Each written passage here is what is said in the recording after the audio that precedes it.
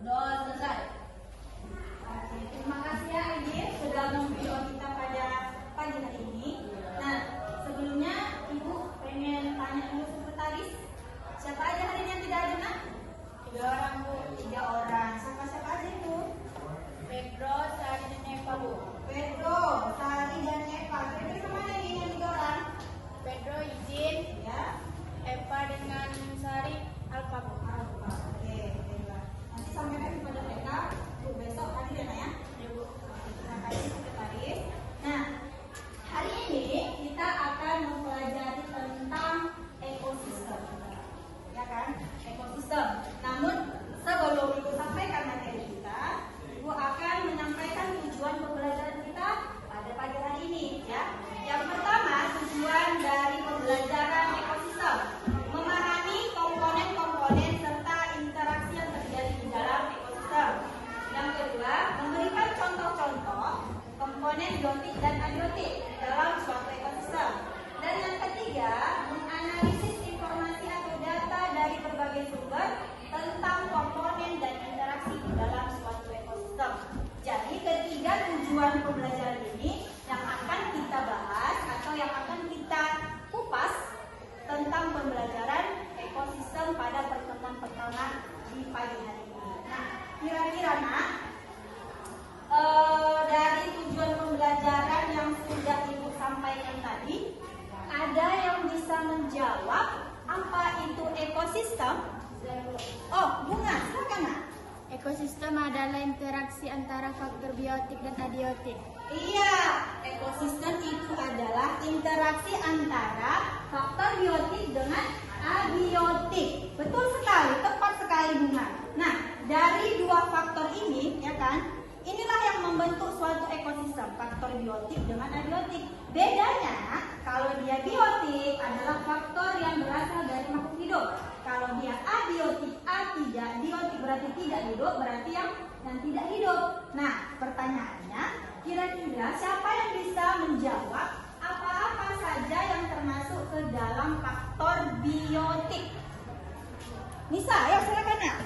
Yang termasuk dalam faktor biotik seperti tumbuhan, hewan, dan manusia. Oke, mantap sekali. Faktor biotik adalah faktor yang meliputi manusia, hewan, dan tumbuh-tumbuhan. Jadi segala sesuatu yang ada di bumi ini bersifat makhluk hidup masuklah ke dalam faktor biotik. Nah, kemudian ada satu lagi faktornya, faktor abiotik. Siapa yang bisa jawab siapa saja dia? Oh, Rizka, silakan ya. Contohnya seperti bebatuan, cahaya matahari, kelembapan, suhu udara, dan lain sebagainya. Oke, mantap. Betul sekali Rizka. Faktor abiotik itu adalah faktor yang tidak hidup, yang dimana terdapat di lingkungan kita ini, di sekitar sekolah kita ini. Apa saja yang tidak hidup itu? Air, udara, tanah, bebatuan, cahaya matahari, udara, itu termasuklah faktor abiotik. Jadi di dalam suatu ekosistem harus ada 2 faktor ini. Kalau tidak ada, berarti salah satunya tidak terbentuklah dia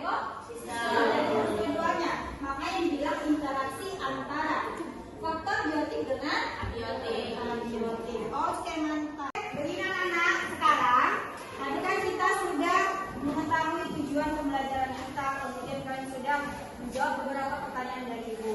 Nah, sekarang waktunya kita untuk menggambarkan emosi perasaan kita pada hari ini. Jadi di sini Ibu akan membagikan kertas ini kepada kalian. Kalian gambarkan bagaimana perasaan kalian pagi hari ini. Seperti apa? Apakah sedih, senang, bahagia, atau galau? Gambarkan di kertas yang Ibu bagikan ini ya. Bisa? Bisa Bu. Oke, Ibu bagikan satu-satu ya. Pada setiap orang. Gambarkan.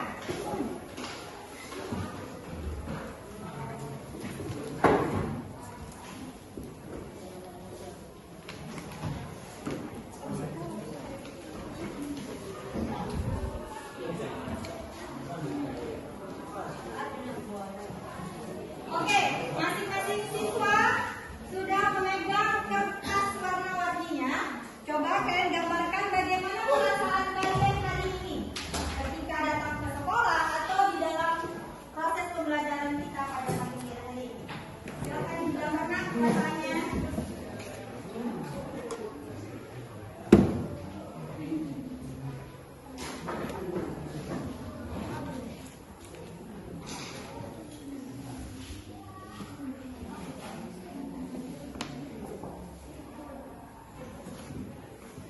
Sudah?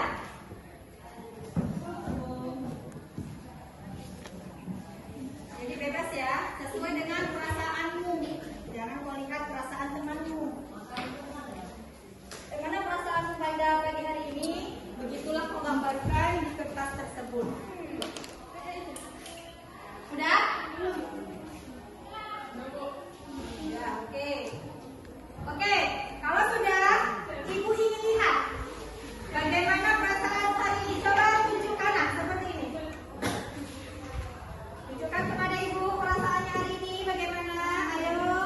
Oke, ada yang sedih, ada yang bahagia. Ya, semuanya nak, semuanya. Ayo, ayo. Oke, ada yang sedih, banyak sedang ya. Banyak yang bahagia, di sini boleh kan?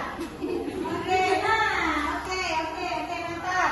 Nah, sekarang Ibu ingin bertanya kepada beberapa orang aja, mewakili yang senang dan sedih. Ibu ingin, Bunga.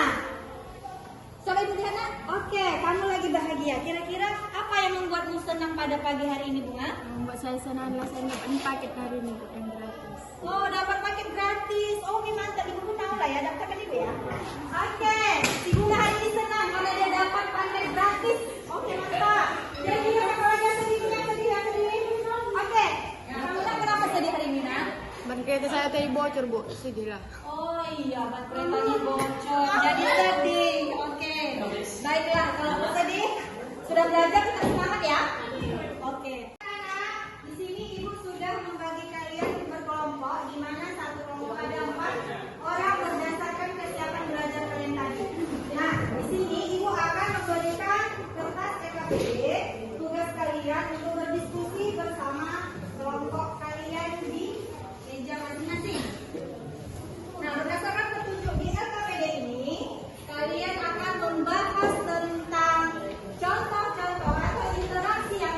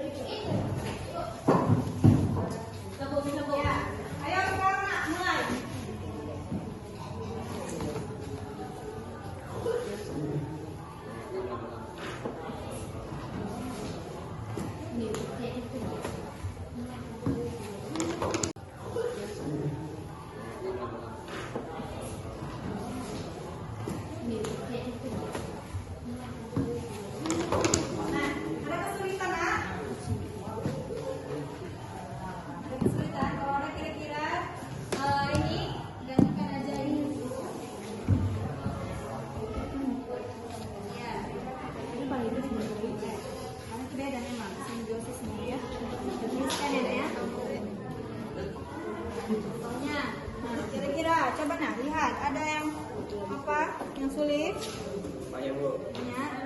Oke, masing-masing cari perannya. Ada yang cari di buku tadi di halaman 16. Di situ pun ada.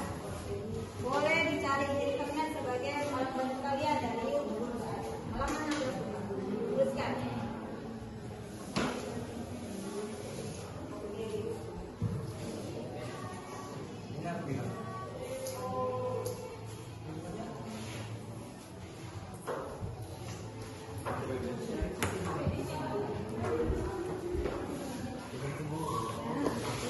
Jangan lupa nama kelompoknya dituliskan ya.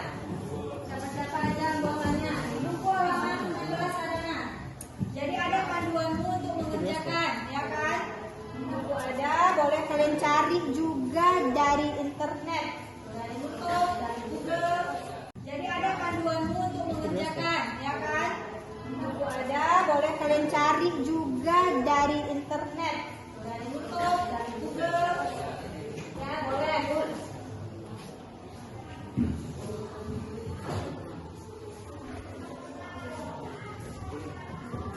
Siapa yang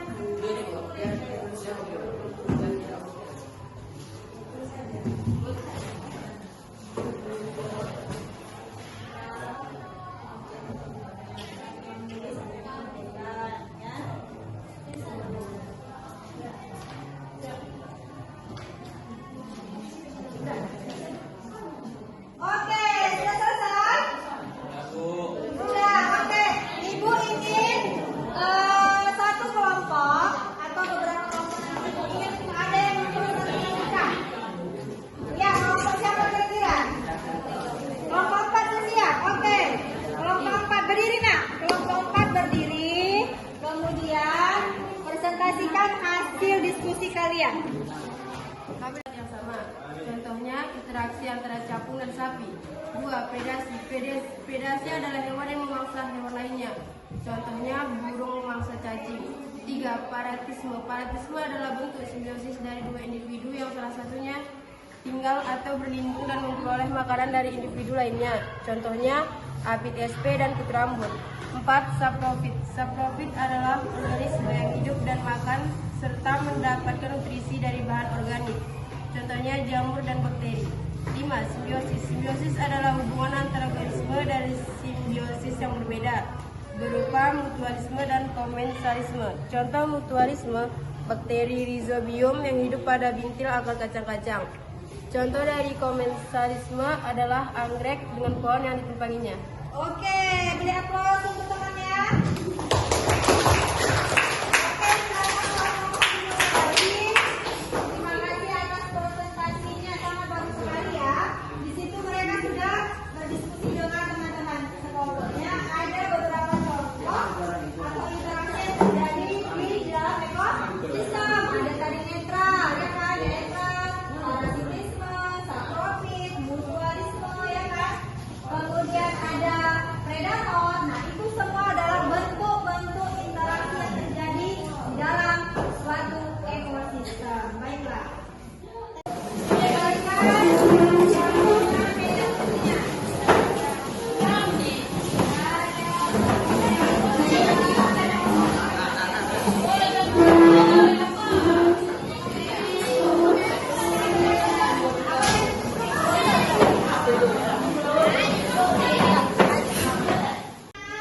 Nah, di sini kita sudah sampai di akhir pembelajaran. Tetapi sebelum Ibu menutup pembelajaran kita hari ini,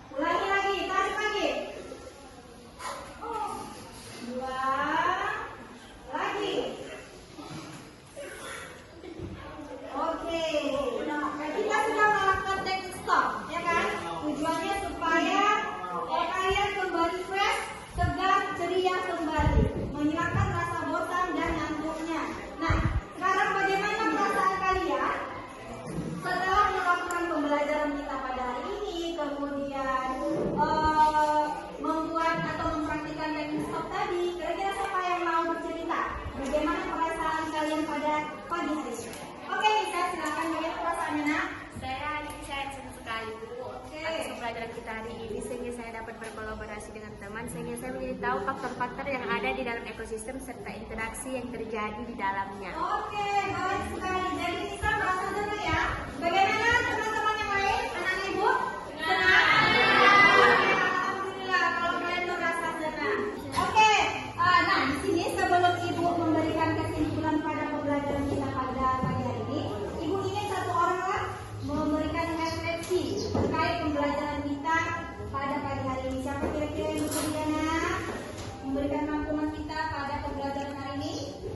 Iska, oke, silakan Iska. Ekosistem adalah interaksi antara komponen biotik dan abiotik, di mana di dalam suatu ekosistem terdapat beberapa interaksi di dalamnya. Misalnya, satu, interaksi predasi. Contohnya, kucing yang sedang memangsa tikus. Kedua, mutualisme. Contohnya, kerbau dengan burung jalak. Ketiga, interaksi parasitisme. Contohnya seperti kutu pada rambut. Keempat, kompetisi. Persaingan antara kuda dan kambing dalam memperoleh rumput. Kelima, komensalisme. Contohnya seperti ikan hiu dengan ikan remora. Oke, baik, terima kasih. Tepuk tangan untuk teman-teman. Oke, yang sangat baik dan yang sangat bagus dan mantap. Ya, di sini ibu akan melengkapi sedikit ya. Bahwasanya materi kita tentang ekosistem pada hari ini adalah yang harus kalian ingat dan harus kalian amati atau kalian catat itu adalah di mana di dalam suatu lingkungan harus ada faktor biotik dan abiotik. Tidak bisa hanya ada faktor biotik saja, abiotiknya nggak ada. Jadi kedua hal ini harus saling berhubungan, saling berinteraksi satu sama lain, membentuk suatu ekosistem. Di dalam suatu ekosistem pasti ada tadi interaksi. Interaksinya itu ada beberapa macam. Seperti yang telah disebutkan si Rizka tadi, ada namanya mutualisme yang saling menguntungkan. Kayak apa? Predasi atau ada si pemangsa dan si mangsa, ya kan? Ada namanya parasitisme, ada yang dia diuntungkan, kemudian yang satu lagi dirugikan. Ada lagi namanya kompetisi, persaingan antara dua hal. Dua jenis makhluk hidup bersaing merebutkan sesuatu hal. Ya kan? Ada namanya netral. Jadi masing-masing contoh dari interaksi tersebut diharapkan bisa kalian pahami dan bisa kalian aplikasikan semuanya. Oke?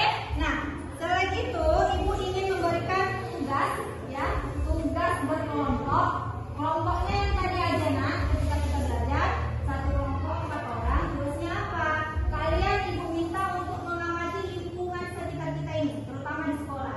Kira-kira jenis interaksi apa yang kalian temukan? Apakah ada mutualisme, komensalisme, predasi atau parasitisme?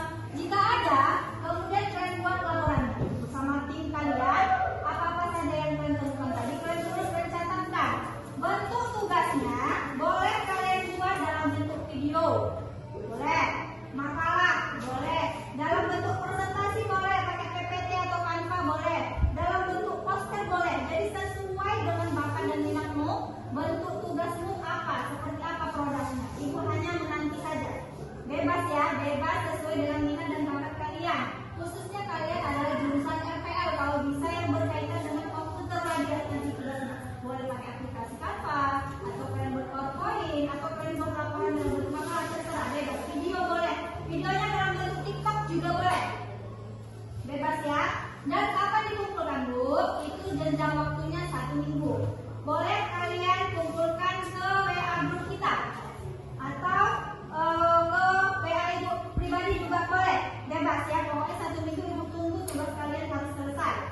Ya, bentuknya seperti apa? Bebas juga, sesuai dengan minat kalian. Kira-kira ada yang ingin kalian tanyakan? Pas dengan tugasnya? Bisa?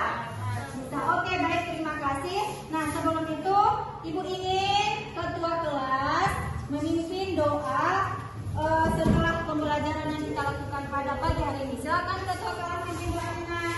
Sebelum mengakhiri pelajaran pada hari ini, alangkah baiknya kita berdoa. Berdoa dimulai.